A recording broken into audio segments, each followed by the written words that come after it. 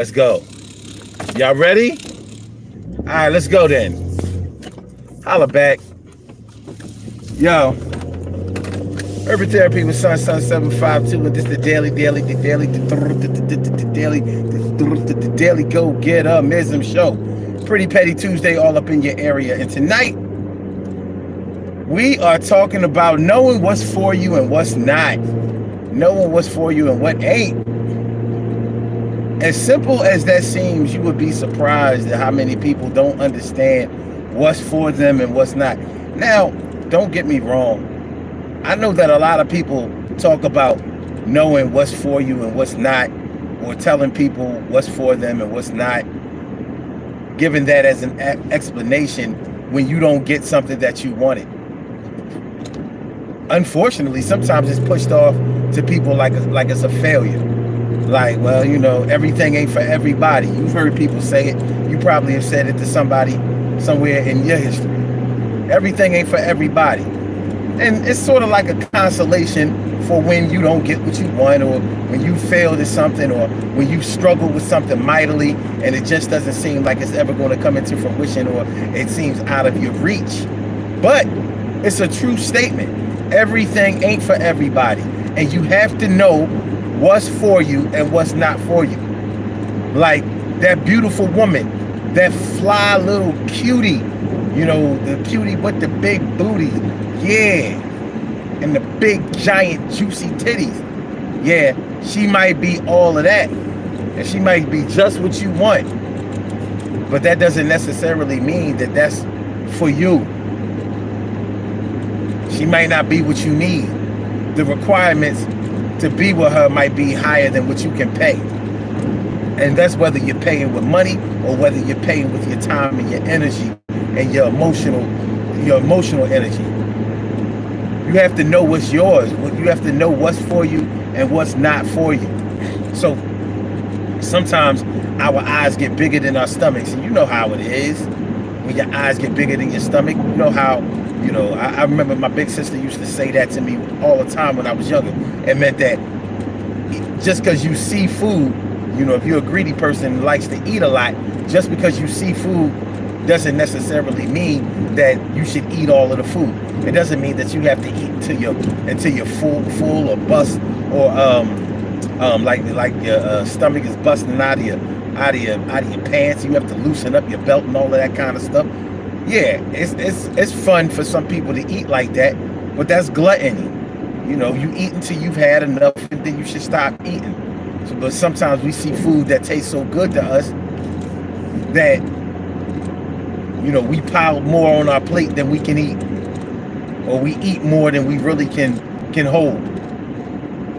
Sometimes just to say that we did it, and it can get in the way. So knowing what's for you and what's not for you. How do you know what's for you and what's not for you?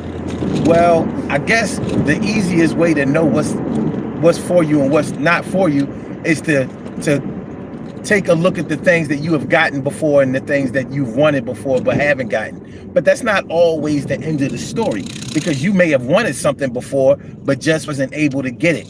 It may have been something that was out of your grasp. It might have been something that just wasn't working for you at the time, but it doesn't mean that it's not for you at all. It doesn't mean that you can't have it. It doesn't mean that you shouldn't strive or go to school, get trained, or whatever it takes to get what you want. It doesn't mean that at all. You know, and I want to make sure that we understand that when we're talking about knowing what's for you and what's not for you. Just because you don't have something or you can't get something, it doesn't mean that it's not for you. The better way, hold on. The better way to know if something is for you or not for you is to understand whether you're qualified to have what you say you want. See, a lot of times we're not really qualified for what we say we want. Let's say students going to college. Now, maybe you struggled mightily in high school. You struggled to have a good GPA. You struggled to get your work done. You struggled to really be able to do well and get good grades in school.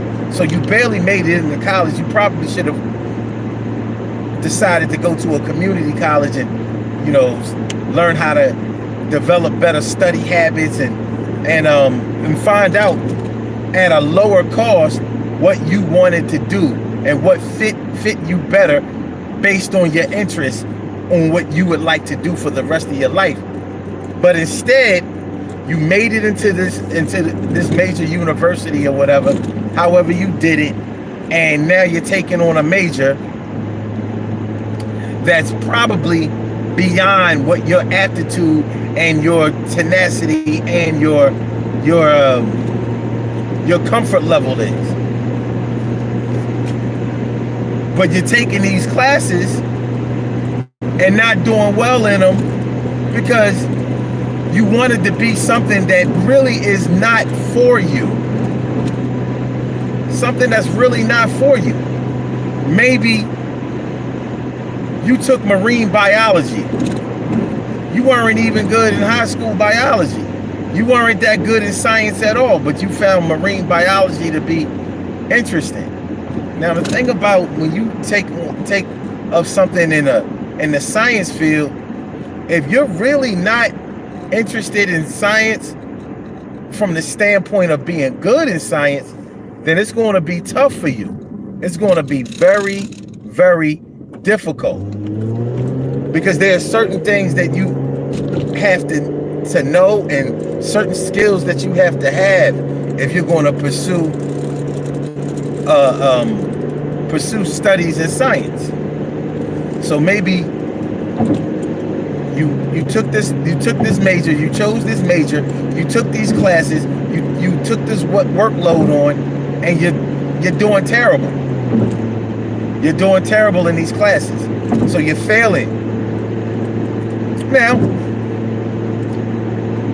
at this point, it might click in your mind that this is not for you, but you might be the stubborn type. And you might say, well, just because I'm not doing well doesn't mean that this isn't for me. I don't know. This seems to be enough evidence that this isn't for you. Maybe this major isn't for you. Maybe this school isn't for you. If you don't like to go to class, but you enrolled in class, you enrolled in classes at a university, not online, that would be for you. Online degree might be better for you. But you have to know yourself. And sometimes we resist getting to know ourselves. I don't understand it, but it is. It is like that. And some people stay in denial for years and years and years. Sometimes for decades and sometimes for years and sometimes for decades. Sometimes for a whole lifetime. Knowing what's for you and what's not for you. So when you're not able to find your comfort level in something, when you're not able to find a way to be able to coexist with the other people that you have to work with, deal with, interact with, cohort with, bond with, that should be a pretty decent indication that that's not for you. It's possible that you could find something else that's better suited for you. But sometimes we don't want to look at it that way. We don't want to look at it that way. You know, I know nobody wants to be looked at as a quitter, but maybe sometimes quitting is a better option than hanging in there and getting your ass whooped or failing miserably and even having to lose a lot of money in the process. So it's not always a good idea to hang in there. It's not always a good thing to stick with something that you aren't really suited for. We make choices. Sometimes we're with people that ain't really for us. Sometimes we choose to be with people that ain't really for us. So some of us have gone from toxic relationship to toxic relationship. Toxic relationship to toxic relationships because we kept choosing people that wasn't really for us. But because they were cute, because they had a nice body, because they were good and bad, because they had money, because they were popular. We wanted them so bad to be for us, but they weren't for us. But we stayed with them anyway. Knowing yourself. How do you know yourself but ignore the self that you know? Is that even possible? Is it possible for you to know yourself but ignore yourself at the same time? It is. It is. Sometimes we know full well what we're good at and what we're not so good at. But do we always follow the things that we're good at? Do we always go with the things that we're good at, or do we sometimes challenge do we sometimes challenge ourselves with things that we aren't good at, and they may be things that we may not ever get all that good at? Do we sometimes fool ourselves into believing that we're good at something that we're really not that good at? You know, there have been pro athletes that were good, very, very good, but they may not have been good enough to compete at the pro level. You know, and it's a very humbling thing to admit that you're not that good at something, or that you're not good enough.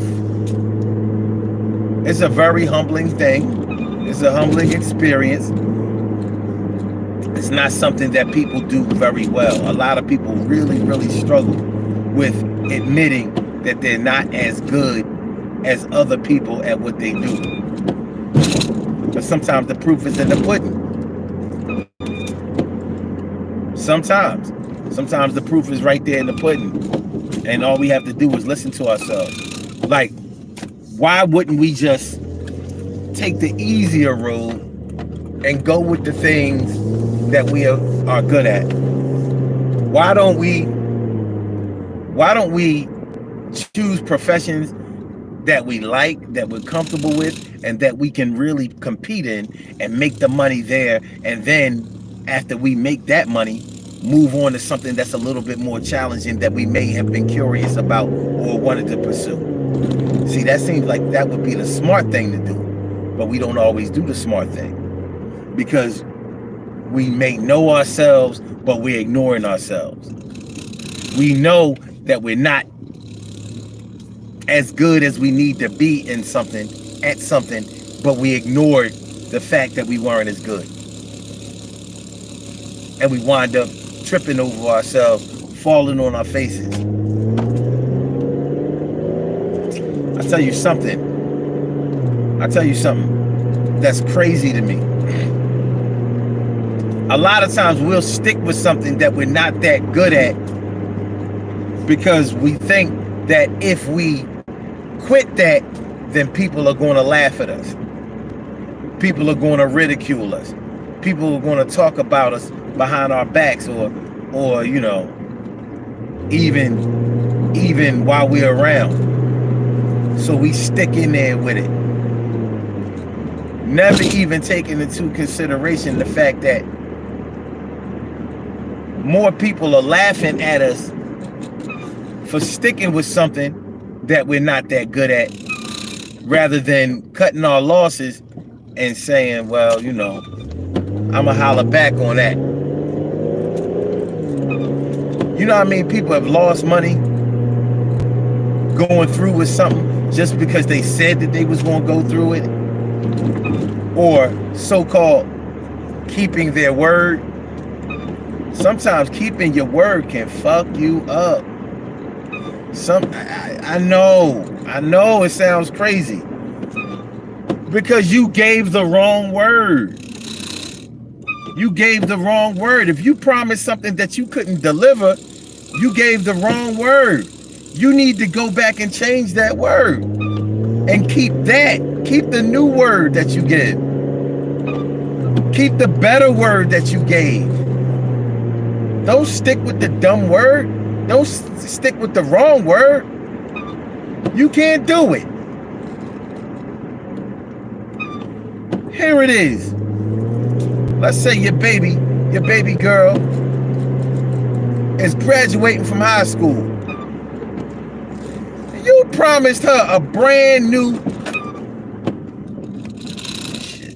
not just a brand new car, but you promised her like a brand new high-end vehicle that you can't afford even for yourself. Well, here you said, well, if you graduate, maybe if you graduated with a certain GPA,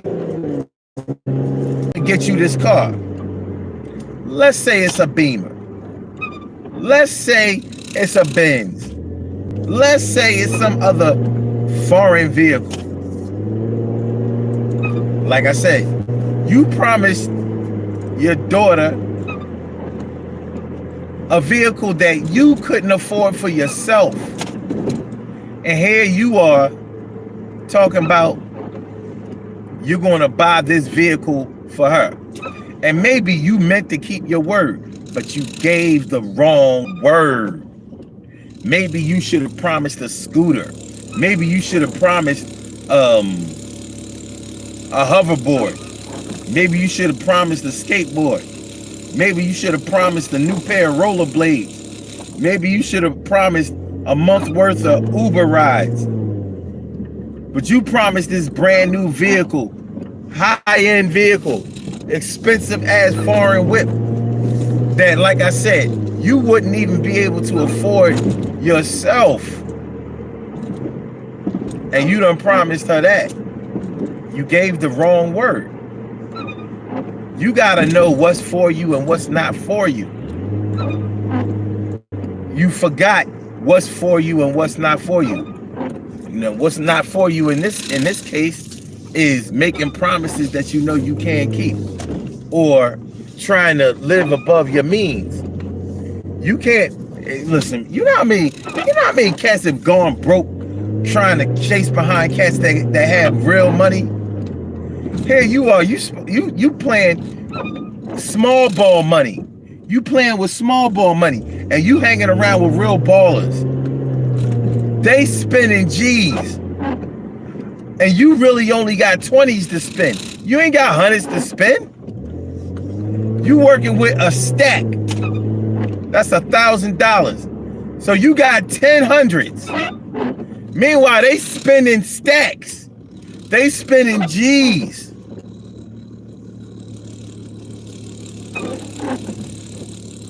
I would say they spending racks, but from what I understand, a rack is $10,000. People be talking about racks like a rack is $1,000, but from what I looked up years and years ago, a rack is $10,000. A rack is 10. I don't know. We need to get that clarified. But anyway,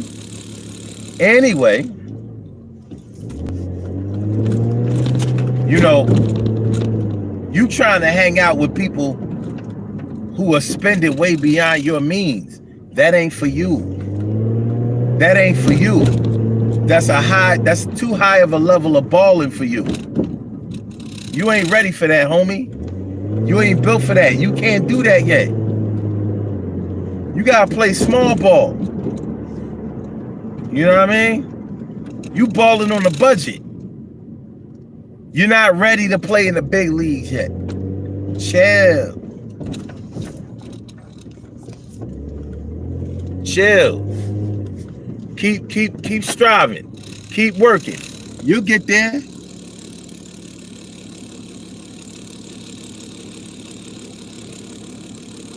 You'll get yours eventually. Hold on, what we doing over here? How come?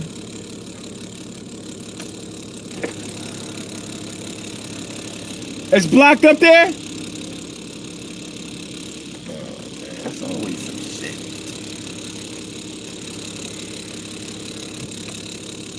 Huh. Why? There's always gotta be some shit when I'm going home. Why?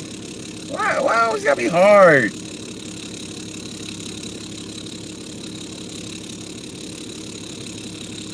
And he pointing back. He waving back. It's somebody in back of me. And now it's somebody in back of who was in back of me. We can't go no farther.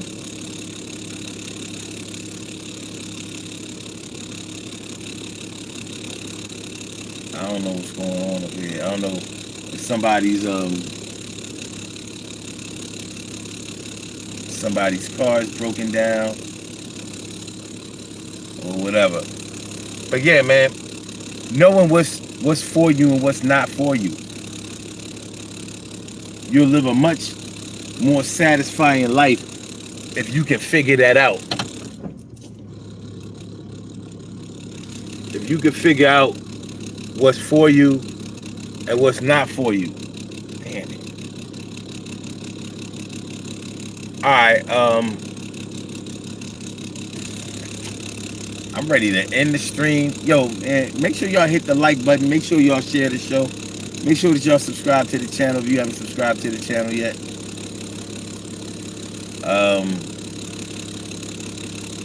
Yeah, I want to get up out of here, but damn it. Come on, man. I was about to ask, is it that the bull behind me can't back up? Backing up is a skill that a lot of people don't have.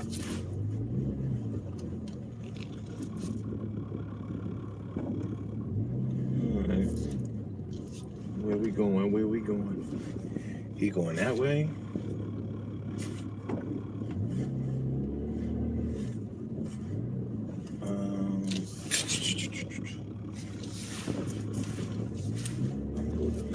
Fuck it.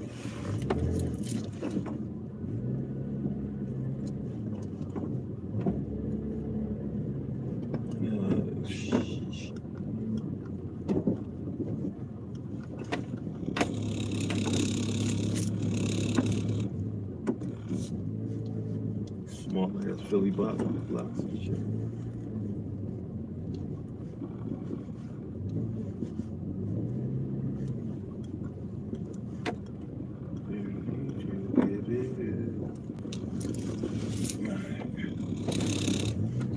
Good, my nigga. We good. Yeah, we good. We good. We good. All right. All right. Like I was saying though, knowing what's for you and what ain't. You know, don't let your pride get in the way of you doing better for yourself.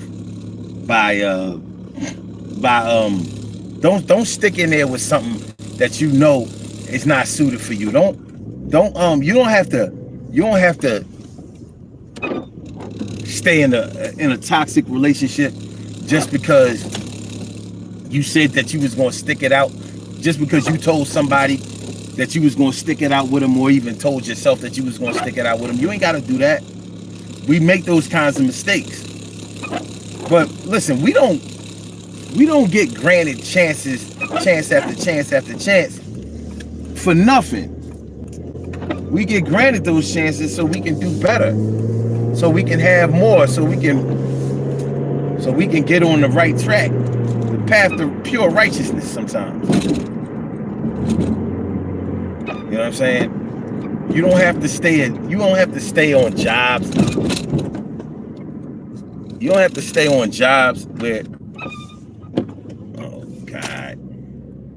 You mean to tell me that I fucking went around just to get behind the same motherfuckers no, it can't be. You gotta be kidding me. Nah, I'm getting in front of these. I'm getting in front of these cats, son. Alright, I'm getting in front of them right now. Holla back.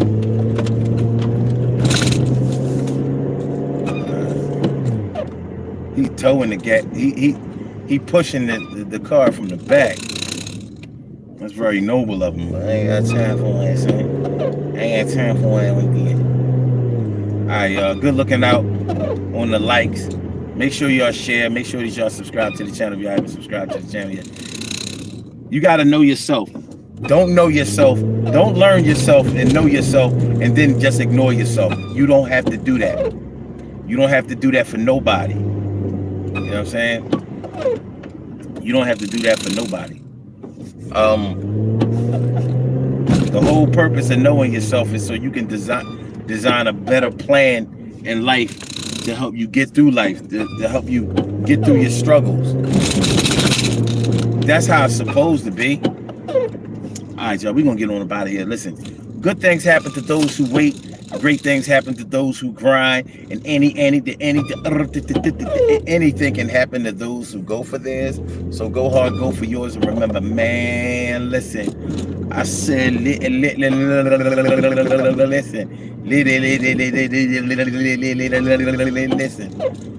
Peep game, doggy. Everything is gonna be all right. And everything is gonna be all right. Think it ain't Know yourself. Well, let me put it this way. Learn yourself. Know yourself. Do better for yourself. No. Learn yourself. Know yourself. Devise a plan for yourself. Do better for yourself. Love yourself. How about that? How about that? We will be back. We will be back on tomorrow night. Right around this time. I told y'all between 11 and 11:30 we will be on. That's when we start. Between 11 and 11:30. 2 nights in a row we started at 11 o'clock. Just about. So, you know, it could happen again. It could happen again. So peace to all my day ones, my everydays, and my brand news. I love y'all to death. Resuscitate y'all and love y'all back to life. I'ma holler back at y'all tomorrow. Love is love, baby. Peace. I holla.